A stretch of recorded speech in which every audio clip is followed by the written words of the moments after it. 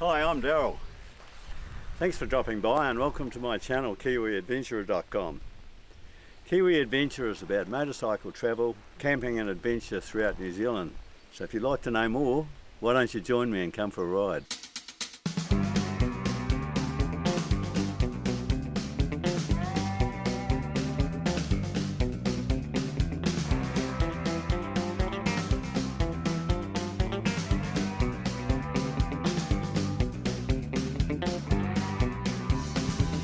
In episode 2, Napier to the Kaweka Ranges, we rode up the Puketitu Road, which is that road there, to this point here.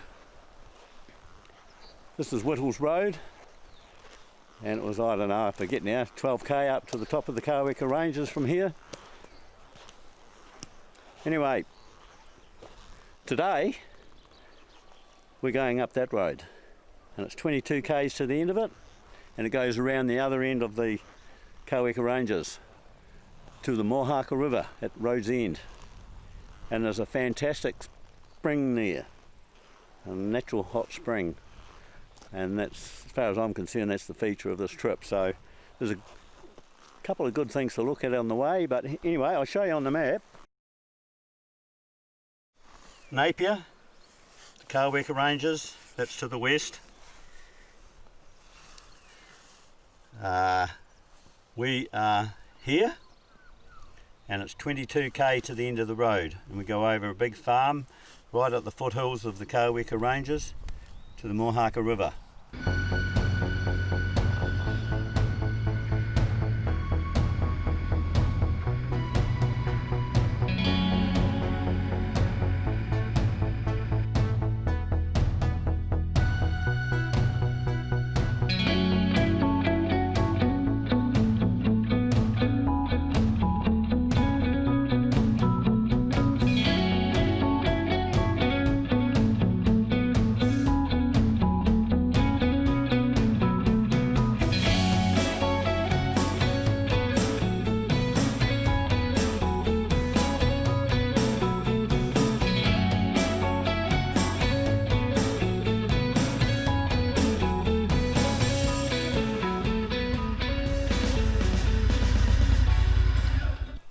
It would be a crying shame if I didn't drop in and have a look at this amazing scenic reserve called Bulls Clearing.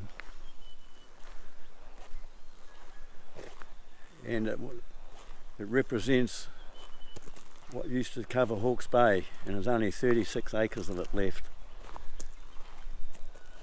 So might just have a quick check, eh? See what you think.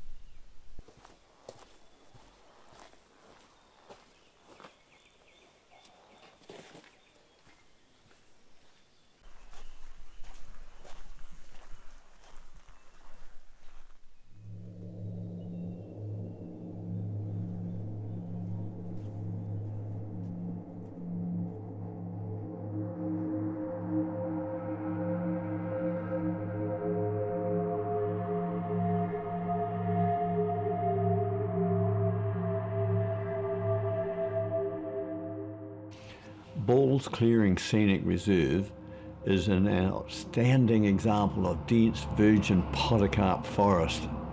The larger trees, which reach up to 37 metres, are Rimu, Kahikatea, Matai and Miro, and estimated to be 600 to 700 years old. I'm led to believe there is more footage of timber per hectare here than anywhere in New Zealand.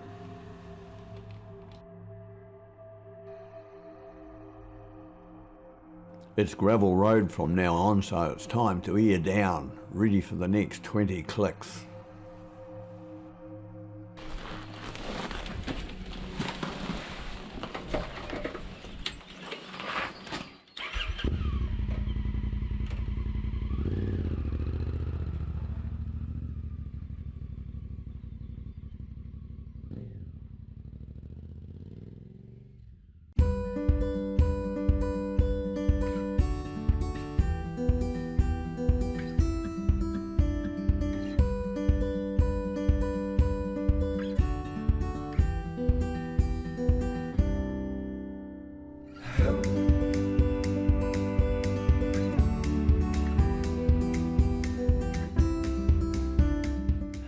It's my opinion that there are more Kiwis getting out and exploring their country than ever before.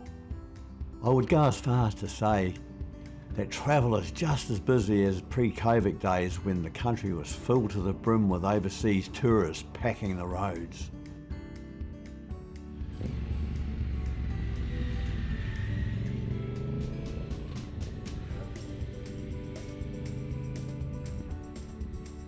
This is the Makahu Valley, and all before you is Jack Nicholas's farm.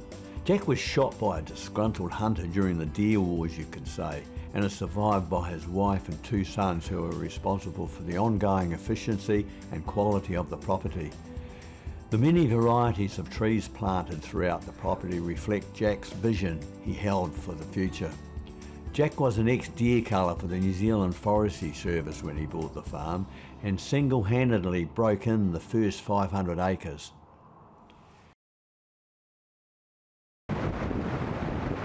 Well, someone had to get the tripod onto the other side.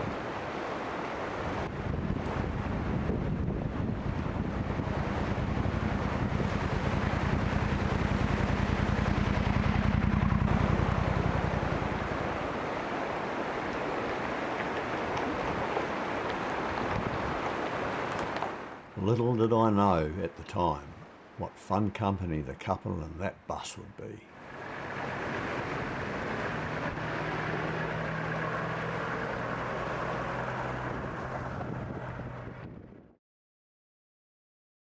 From the Makahu River, it's only 3 or 4 kilometres over the farm down to the next valley.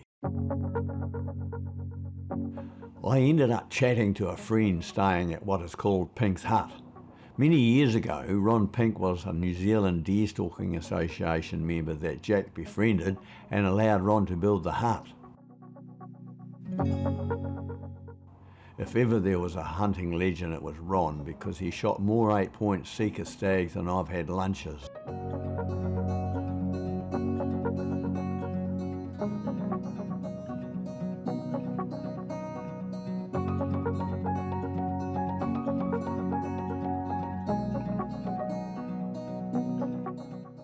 From the saddle you can see up on the skyline, it's only 3 or 4 kilometres down into the Mohaka River Valley and Road's End.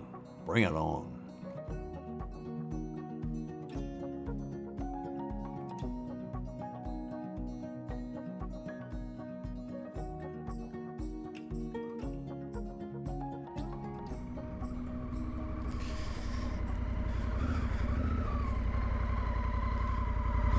Well, that's the Mohaka Valley down there. It's not far. It's real deer country, this. Real seeker deer country.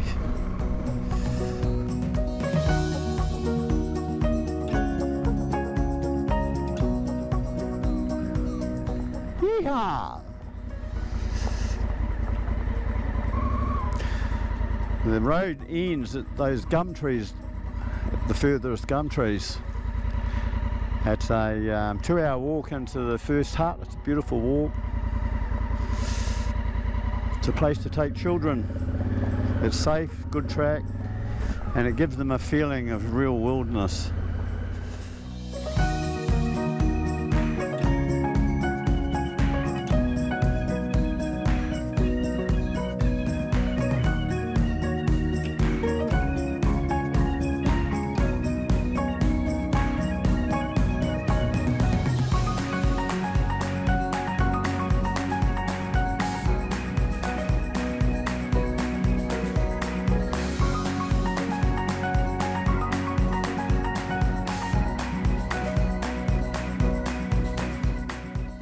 Quick look around and I soon found a quiet little spot to put my tent up, and near the track down to the hot springs.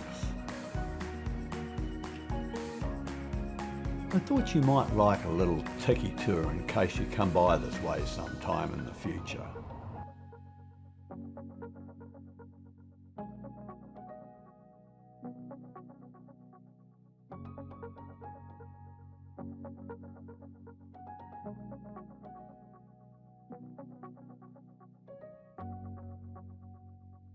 Time for a dip. We've made the camp, had something to eat. Let's go and have a look.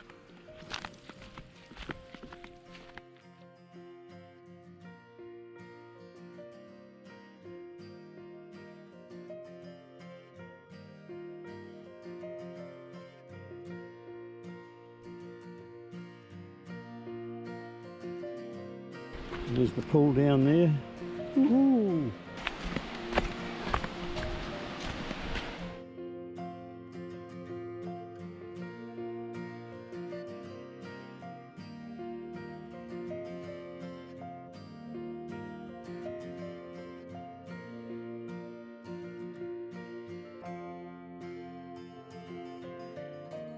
Hey, oh, you mate, how you doing, hey?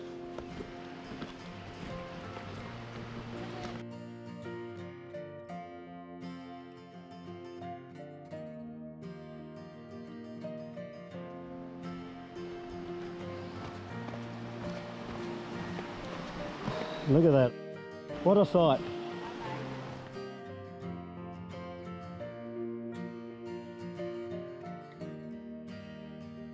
He's a photo hound. Is that right, eh? Is that right? Yeah. You can't really splash yourself around you too. Not without it being pulled down.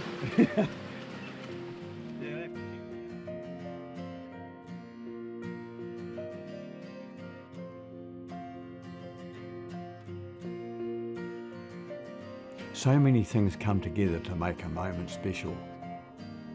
For in October, the day had been insanely hot. Now that the hard yards were done, it was time to appreciate the stunning location, relax and share the last golden rays of a cooling sun with Stefan and Sasha. I was in the company of two delightfully knowledgeable and charming conversationalists. God knows where nearly 2 hours went, but for me, it was the end of a perfect day.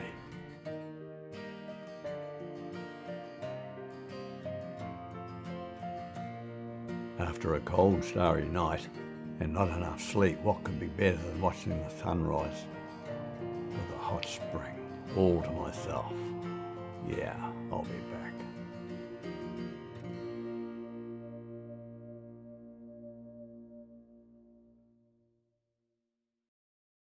It looks like someone's going to get wet over there. Yeah, the rain clouds come in real quick and then they go just as quick. But they leave a lot of wet behind. Anyway, I hope you enjoyed it. Don't forget to give me one of these and subscribe. Cool. See you next time.